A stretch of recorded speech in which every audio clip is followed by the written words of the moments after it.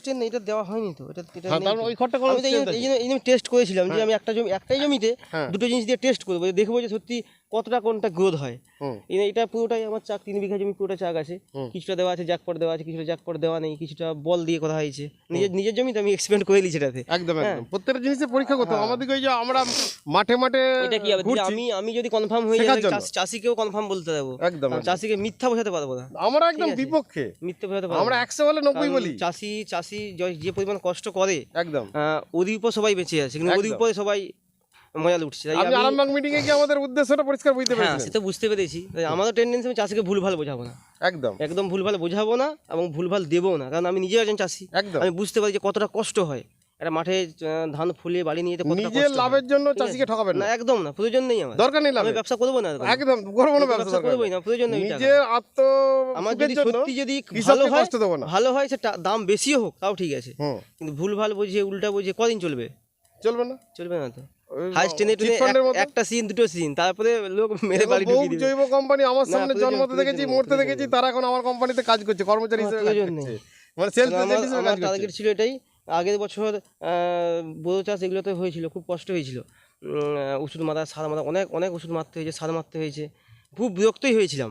এবারে কতটা কম হয়েছে? এবার অনেক কম হয়েছে। আমি তো ওষুধটা একদম মেপে ঝুঁকেই দিয়েছি, একদম মেপে ঝুঁকে ওষুধ দিয়ে 3 বার ওষুধ মেরেছি। এইদিকে মাঠটা তুলনামূলক ওইদিকে থেকে ভালো মনে হচ্ছে আমার, যেটা আইডিয়া মনে হচ্ছে।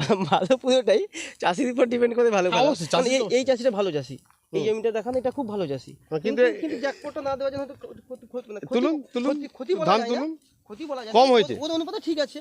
এবারে উনাকে অফার দিয়েছিলাম, উনাকে মিটিংয়ে উনি হয়তো জাননি বা বুঝতে পারেননি যে কতটা হাতে উপকার হবে বা কি হবে। একই রকম ধান আছে, এনার শীষ ছোট আছে, ধানের ওয়েট কি আছে, ইনার ওয়েট হালকা আছে এবং ইনার শীষ ছোট, অনেক ছোট। এই যে শীষ বলছি তো, এই শীষটা, ওই শীষের সাইজ কই, ধানের সংখ্যা কই?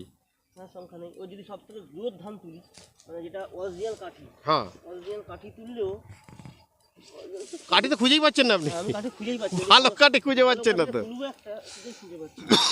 ভালো কাঠি তুললেও তো শীষের অবস্থা এই। কই শীষের ওই লেন্থ কই? লেন্থ নেই। এটা সবথেকে ভালো কাঠি, মোটা কাঠি, ভালো কাঠি। তাহলে এই চাষি ভালো চাষি হয়ে কি লাভ হচ্ছে? ইনি কিন্তু ভালো চাষি, খুবই খরচ করেন, মানে অত্যাধিক খরচ করেন, যেটা আমরা এদের সঙ্গে পাই না কখনো। আমরা চাষ করি সাইডে, পাই না এর সঙ্গে, কিন্তু ইনারা ধান কিন্তু বছর খুব একটা ভালো হয়নি।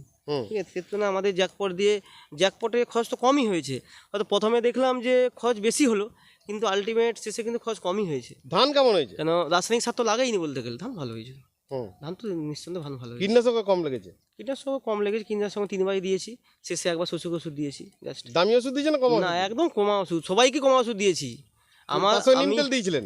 হ্যাঁ, নিম তেল প্রথমবার দিয়েছিলাম, তারপর নিমখোল দিয়েছিলেন? নিমখোল দিয়েছিলাম। তাতে ধানের মানে কেমন ছিল, রোগ পোকার প্রতিরোধ কেমন ছিল?